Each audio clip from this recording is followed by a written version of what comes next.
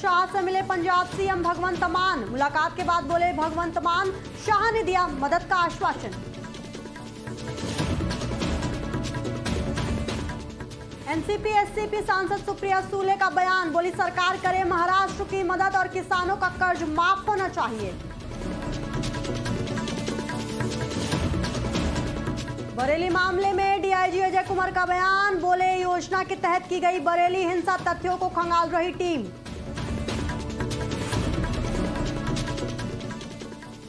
वसंत कुंज छेड़छाड़ मामले पर डीसीपी का बयान, बोली अभी सबूत जुटाए जा रहे हैं, मामले में टीम कर रही है पूछताछ।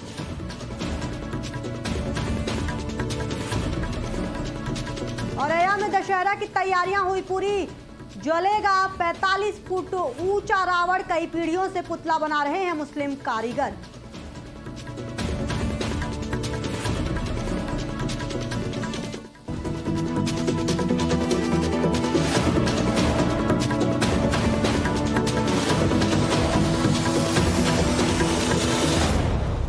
ऑनलाइन बेटिंग ऐप के प्रचार के लिए भारतीय क्रिकेट टीम के कई पूर्व खिलाड़ियों पर ईडी का शिकंजा कसता जा रहा है।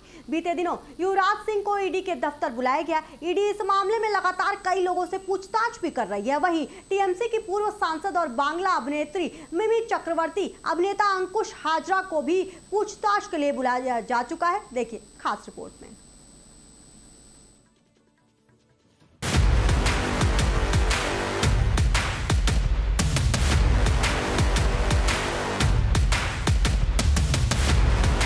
ऑनलाइन सट्टेबाजी का धंधा अब सिर्फ गली मोहल्ले का खेल नहीं रहा है। ये अरबों का ऐसा काला कारोबार जो अब क्रिकेट के मैदान से लेकर बॉलीवुड के पर्दे तक अपनी पकड़ बना चुका है। जिन सितारों को जनता ने भगवान बनाया, वही सितारे आज शक के घेरे में हैं। मैच की हर गेंद पर दाव, फिल्मों की हर रिलीज पर जुआ और इन सब के पीछे हवाला, फर्जी अकाउंट और विदेशी ट्रांजैक्शन का गंदा खेल ईडी का शिकंजा लेकिन अब कस चुका है। और अब सवाल सिर्फ यही कि कौन कौन फंसेगा इस सट्टे के जाल में, क्रिकेट के हीरो या बॉलीवुड के सितारे। दरअसल ऑनलाइन गेमिंग और मनी लॉन्ड्रिंग केस की जांच कर रही परिवर्तन निदेशालय यानी कि ईडी अब निर्णायक कदम उठाने जा रही है। सूत्रों की माने तो ईडी जल्द ही कुछ क्रिकेटरों और अभिनेताओं की करोड़ों रुपए की चल अचल संपत्तियां कुर्क कर सकती है।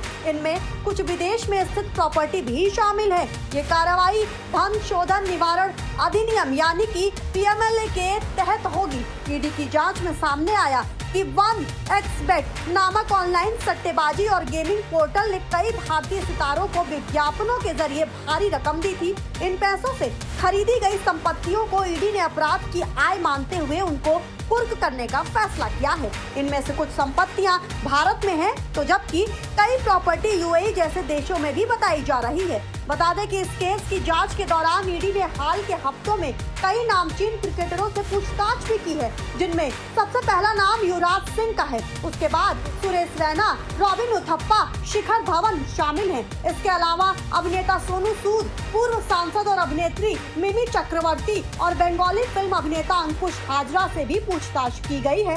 कुछ सोशल मीडिया इन्फ्लुएंसर को भी तलब किया गया है। एजेंसी ने इन सभी हस्तियों के बयान पीएमएलए के धारा 50 के तहत दर्ज किए हैं। इनमें से कई ने जांच अधिकारियों को अपने खातों और लेन देन का विवरण भी सौंपा है, जिसके जरिए उन्होंने ऑनलाइन प्लेटफॉर्म से विज्ञापन शुल्क प्राप्त किया था। अब आइए आपको बताते हैं कि कैसे ये नेटवर्क फैल गया। क्रिकेट मैचों पर सट्टा लगाना नया नहीं है, लेकिन इंटरनेट और मोबाइल ऐप्स ने इस धंधे को देश भर में फैलाने का जरिया दे दिया है। आईपीएल और इंटरनेशनल मैचों पर दाव लगाने से लेकर बॉलीवुड फिल्मों की ओपनिंग कलेक्शन तक बेटिंग शुरू हो गई है। बुकियों ने करोड़ों का नेटवर्क तैयार किया, जिसमें हवाला, फर्जी बैंक खाते और क्रिप्टो ट्रांजैक्शन शामिल हैं। बॉलीवुड के कई बड़े नाम और क्रिकेटर्स ब्रांड प्रमोशन या इवेंट्स के जरिए इन सट्टेबाजी प्लेटफॉर्म का चेहरा बन चुके हैं। अब चलिए आपको बताते हैं कि आखिर ईडी ने क्या कुछ बड़ी कार्रवाई की है। ईडी ने बीते हफ्तों में दिल्ली, मुंबई, हैदराबाद और बेंगलुरु समेत कई शहरों में छापेमारी की। लाखों के कैश, करोड़ों की डिजिटल लेन देन की डिटेल और हवाला चैनल से जुड़े दस्तावेज बरामद हुए। कई बॉलीवुड प्रोडक्शन हाउस और विज्ञापन एजेंसियों के भी नाम सामने आए। सूत्रों का दावा है कि कुछ बड़े क्रिकेटर्स और फिल्म स्टार्स से भी पूछताछ हो सकती है। अब आइए आपको ये भी समझा देते हैं कि आखिर सेलिब्रिटीज की मुश्किलें क्यों बढ़ गई हैं। सट्टेबाजी ऐप्स और प्लेटफॉर्म्स ने सितारों का इस्तेमाल कर लोगों को लुभाया। कई ने बड़े बड़े विज्ञापन कॉन्ट्रैक्ट साइन किए, जिसके बदले मोटी रकम विदेशी खातों से दी गई। यही ट्रांजैक्शंस अब ईडी की नजर में संदिग्ध हैं और इसे मनी लॉन्ड्रिंग का हिस्सा माना जा रहा है। इन सब पर अब आम जनता पर क्या असर पड़ रहा है? छोटे दांव से शुरुआत कर युवा कर्ज और बर्बादी के जाल में फंस रहा है। पुलिस और ईडी की रिपोर्ट बताती है कि स्कूल कॉलेज के छात्र तक ऑनलाइन बेटिंग में शामिल हो चुके हैं। घर की बचतें और जेब खर्च जुए में उड़ा रहे हैं। कई मामलों में आत्महत्या तक की नौबत आ गई है। अब चलिए आपको समझाते हैं कि आखिर इन सब के राजनीति और कानूनन पहलू क्या है। विपक्ष का आरोप, सरकार ने समय रहते रोक नहीं लगाई, बड़े नामों को बचाया। वहीं केंद्र का कहना है कि सख्त कानून बनाए जा रहे हैं और दोषी चाहे कोई भी हो बख्शा नहीं जाएगा। अब चर्चा इस बात पर भी है कि क्या बॉलीवुड और क्रिकेट से जुड़े चेहरों पर बैन लगाया जा सकता है। बताते ये भी चले कि सरकार ने हाल ही में एक नया कानून लाकर भारत में असली पैसों वाले ऑनलाइन गेमिंग पर प्रतिबंध लगा दिया है। सरकारी आंकड़ों के मुताबिक प्रतिबंध से पहले देश में लगभग 22 करोड़ लोग इस ऑनलाइन ऐप्स का इस्तेमाल करते थे, जिनमें से करीब आधे नियमित उपयोग करता थे। इस दौरान गैर कानूनी तरीकों से पैसे का लेन देन किया जाता था। ऑनलाइन सट्टेबाजी का ये खेल सिर्फ पैसों की हेराफेरी नहीं, ये भरोसे की डकैती है। क्रिकेट जो करोड़ों भारतीयों की धड़कन है, बॉलीवुड जो सपनों की दुनिया है, जब वही दोनों सट्टे की आग में झुलसते दिखे तो सवाल उठना लाजमी है कि आखिर जनता किस पर भरोसा करे। ईडी की कार्रवाई से ये साफ हो गया है कि अब कानून का शिकंजा सिर्फ छोटे बड़े बुकियों पर नहीं बल्कि बड़े सितारों तक पहुंचेगा और अगर आरोप साबित हुए तो ग्लैमर की चमक और मैदान का जादू दोनों ही अपनी साख खो बैठेंगे। ऑनलाइन जुए की लत से परिवार बर्बाद हो रहे हैं, युवाओं का भविष्य अंधेरे में जा रहा है और काला धन देश की अर्थव्यवस्था को चोट पहुंचा रहा है। इसलिए अब वक्त आ गया है कि इस सट्टेबाजी के नेटवर्क को जड़ से काटा जाए, क्योंकि खेल हो या सिनेमा, ये मनोरंजन के मंच है, जुए का अड्डा नहीं। और कानून का संदेश साफ है, जो भी इस खेल में शामिल होगा, चाहे वो बुकी हो या बड़ा सितारा, अब वो ईडी की गिरफ्त से बच नहीं सकता। आप क्या सोचते हैं? कमेंट के माध्यम से जरूर बताइए और देखते रहिए आज की खबर। पंजाब के सीएम भगवंत मान आज केंद्रीय गृह मंत्री अमित शाह से मुलाकात करने उनके आवास पहुंचे। शाह से मुलाकात के बाद मान ने कहा कि मैंने उन्हें पंजाब में बाढ़ की स्थिति की जानकारी दी, कैसे 2300 से ज्यादा लोग गांव डूब गए, 20 लाख से ज्यादा लोग प्रभावित हुए हैं, 3200 स्कूल टूट गए हैं और 8500 किलोमीटर सड़कें मलबा बन चुकी हैं। मान ने बताया कि उन्होंने बहुत ध्यान से हमारी बात सुनी और उन्होंने आश्वासन दिया है कि वो पंजाब के लिए और अधिक आर्थिक सहायता देंगे। ਅੱਜ देश के गृह मंत्री श्री अमित शाह जी नाल मुलाकात हुई। बड़े साजगार माहौल दे विच हुई ते मैं उन्होंने पंजाब के हड़ां दी सिचुएशन सारी समझाई कि किवें 2300 तो वध पिंड डुब गए, 5 लाख तो वध बंदे बेघर हो गए, 20 लाख तो वध बंदे प्रभावित हो गए, 3200 स्कूल टुट गए, 8500 किलोमीटर सड़कां मलबा बन गईयां, 60 के करीब जानां चलियां गईयां, 2500 के करीब पुल या पुलियां छोटियां और रुड़ गईयां। ईवन छोटे बच्चों दियां सिलेबस दियां किताबां भी रुड़ गई। रुक करते हैं अब महाराष्ट्र की तरफ, जहां मराठवाड़ा क्षेत्र में बाढ़ की स्थिति पर एनसीपी एससीपी सांसद सुप्रिया सुले का बयान सामने आया है। उन्होंने कहा है कि हमारी हमेशा से मांग रही है कि किसानों का कर्ज माफ होना चाहिए। 2 महीने पहले जब महाराष्ट्र में बारिश शुरू हुई थी तब मैंने केंद्रीय गृह मंत्री अमित शाह से मुलाकात की थी और इसको लेकर अनुरोध किया था कि सुले ने कहा कि मैंने शिवराज सिंह चौहान से भी मुलाकात की और मदद का अनुरोध किया। उन्होंने कहा कि केंद्र सरकार को महाराष्ट्र की मदद करनी चाहिए। ख्याल से हमारी मांग पहले दिन से साफ है कि महाराष्ट्र में सब जो किसान है उसका ऋण माफ होना चाहिए। 2 महीने पहले जब पहले बारिश शुरू हुई थी तो मैं अमित भाई शाह को जाके भी मिली थी दिल्ली में, और 2 महीने पहले मैंने उनको विनती की थी। उसके बाद पिछले हफ्ते जब मैं Delhi one nation one election के लिए गई थी, मैं शिवराज सिंह चौहान जी से भी मिली और उनको विनती की, और उन्होंने भी कहा कि महाराष्ट्र को मदद लगेगी तो मैं खुद देखने आऊँगा। तो मैंने उनको विनती की थी कि आप महाराष्ट्र के मुख्यमंत्री जी से बात करिए और आप तय करिए, लेकिन महाराष्ट्र को केंद्र सरकार ने मदद करने की बहुत ज़रूरत है। उसके बाद महाराष्ट्र के मुख्यमंत्री भी दिल्ली गए, वो प्रधानमंत्री जी से गए और मिलने भी गए। तो हमें उम्मीद है कि आज के जो कैबिनेट होगी उसमें पूरा कर्जा भी माफ़ होगा, और आगे क्या करेंगे, क्योंकि बहुत लोगों के घर है, स्कूल्स है, पूरा जो शहर है या छोटे छोटे गांव हो वो पूरे बर्बाद हो गए, तो उनके लिए रिहैबिलिटेशन का भी करना पड़ेगा। बरेली में हुए विरोध प्रदर्शन और पथराव की घटना पर डीआईजी अजय कुमार साहनी का बयान सामने आ गया है। डीआईजी ने बताया कि जो बरेली में घटना हुई थी उसमें कई लोग वीडियो और फोटोज के आधार पर चिन्हित हुए थे। सबूतों के आधार पर बहुत सारे लोग जेल गए हुए हैं। इसी क्रम में फोटो और वीडियो प्राप्त हुए थे, उसमें यह भी पाया गया कि उसमें बाहर के काफी लोग शामिल थे। डीआईजी ने और क्या कुछ कहा, आइए सुनाते हैं आपको। शुक्रवार को जो घटनाक्रम हुआ था उसके पश्चात कई लोग चिन्हित हुए थे वीडियो और फोटोज के आधार पर, जिन पे कार्रवाई की गई। इसमें मौलाना तौकीर के साथ साथ बहुत सारे तौकीर के एसोसिएट्स जो हैं वो जेल गए हैं एविडेंस के आधार पर। इसी क्रम में जो फोटो और वीडियोज प्राप्त हुए थे उसमें ये भी पाया गया कि इसमें बाहर के भी काफी लोग शामिल थे। इसमें बंगाल बिहार के लोगों की भी पूर्व में गिरफ्तारी सुनिश्चित करके उनको जेल भेजा गया है। इसके साथ साथ न केवल बरेली बल्कि आसपास के जनपदों के लोगों की संलिप्तता भी कुछ सामने आई है। इससे कन्फर्म हो गया है कि अचानक की प्रतिक्रिया नहीं थी बल्कि पूर्व से सुनियोजित थी, जिसमें पहले से ही पोस्टर, बैनर, बहुत सारे बॉटल्स और बहुत सारी चीजें इकट्ठी की गई थी और ये लोग शामिल थे। इन सभी तथ्यों को देखते हुए जो टीम है वो प्रभावी तरीके से इन्वेस्टिगेशन कर रही है और जैसे जैसे तथ्य सामने आएंगे उस हिसाब से विधिक कार्रवाई सुनिश्चित की जाएगी और वैज्ञानिक साक्ष्यों के आधार पर सारी विवेचनाएं पूरी की जाएंगी। चलिए रुक करते हैं आप दिल्ली की तरफ, जहां वसंत कुंज छेड़छाड़ मामले पर डीसीपी दक्षिण पश्चिमी दिल्ली अमित गोयल का बयान सामने आया है। उन्होंने कहा है कि मामले में अभी सबूत जुटाए जा रहे हैं और पकड़े गए आरोपी से पूछताछ भी की जा रही है। उन्होंने बताया कि उसके साथ जो काम करता था उससे भी पूछताछ हो रही है। डीसीपी ने कहा कि वो अपने आप को ऐसे पेश करता था जैसे हर किसी को जानता है और कुछ भी काम करा सकता है। उन्होंने कहा कि वो नौकरी का झांसा देकर लोगों के साथ संपर्क में आता था। डीसीपी ने यह भी कहा कि ये जहां से पकड़ा गया है वहां इसके पुराने नाम से एंट्री कर रखी थी ताकि पुराने नाम से कोई ना पकड़ पाए।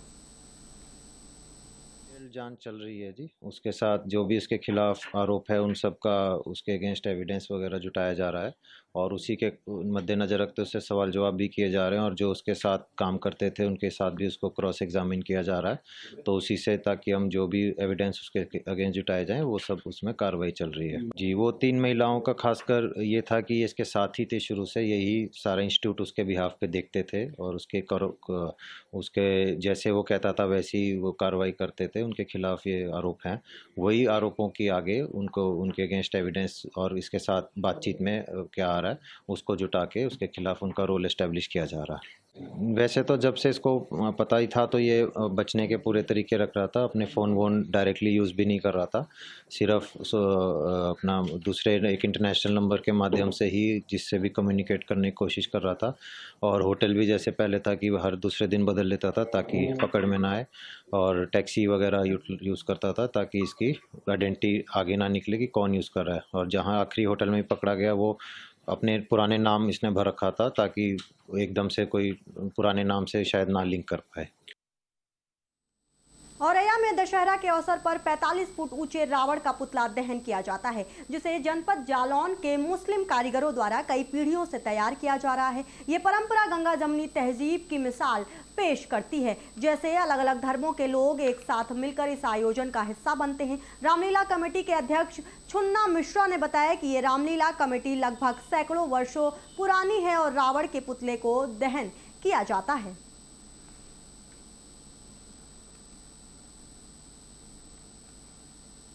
बिहार चुनाव से पहले भोजपुरी कलाकार पवन सिंह ने उपेंद्र कुशवाहा से दिल्ली में मुलाकात की है। मुलाकात के दौरान उपेंद्र कुशवाहा के पैर छूते पवन सिंह नजर आए, जिसके बाद बिहार की सियासत के अतः आसमान में तमाम अटकलें उड़ान भरने लगी हैं। क्या हो सकते हैं इस मुलाकात के मायने, देखिए इस रिपोर्ट में।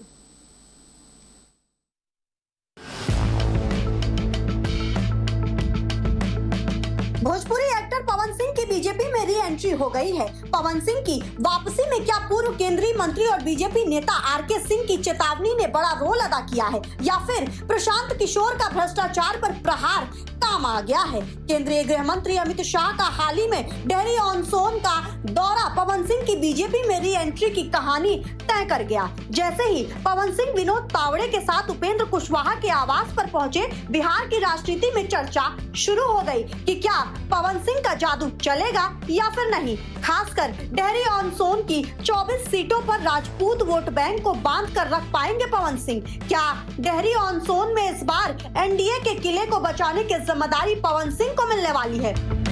भोजपुरी स्टार पवन सिंह की एनडीए में री एंट्री ने बिहार चुनाव के समीकरणों को एक नया मोड़ दे दिया है। पिछले कुछ दिनों में पवन सिंह की राजनीतिक मुलाकातें संकेत तो दे रही थी कि वो जल्द ही अपनी दूसरी राजनीतिक पारी शुरू करने जा रहे हैं। इसमें उन्होंने सीधे बीजेपी के बिहार प्रभारी विनोद तावड़े से मुलाकात की और फिर उपेंद्र कुशवाहा जैसे एनडीए के सहयोगी नेता से मिले। पवन सिंह कुछ दिन पहले बीजेपी के दिग्गज नेता और पूर्व केंद्रीय मंत्री आरके सिंह से भी मिल चुके हैं। पिछले कुछ दिनों से आरके सिंह की बगावत ने भी पवन सिंह को बीजेपी में दोबारा आने का रास्ता खोल दिया है। हालांकि अभी स्पष्ट नहीं हुआ है कि वो चुनाव लड़ेंगे या फिर डेहरी ऑन सोन की सभी सीटों पर अहम रोल अदा करेंगे। जानकार बताते हैं कि बीजेपी का ये दांव दोहरे खतरे से निपटने की रणनीति मानी जा रही है। पिछले दिनों आरा के पूर्व सांसद आरके सिंह ने अपनी बागी तेवर से बीजेपी के शीर्ष नेतृत्व के लिए मुश्किलें खड़ी कर दी थी। उनका बागी तेवर और पार्टी के भीतर चल रही अंदरूनी लड़ाई ने